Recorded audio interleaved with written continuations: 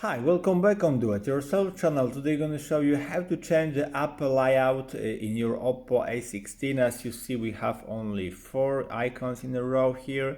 So if you want to get more icon, just go to the settings here, go to the personalization, and there is app layout option here. So click on it and you can choose how many rows you want or columns here.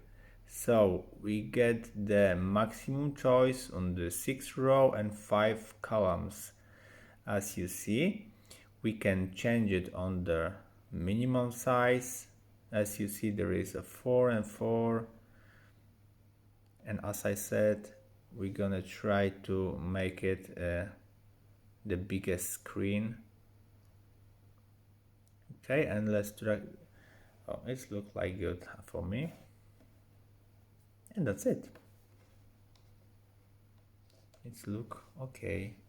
So I hope the video is helpful for you. If yes, you can leave like, leave comment and leave subscribe, and see you by next video. Hey.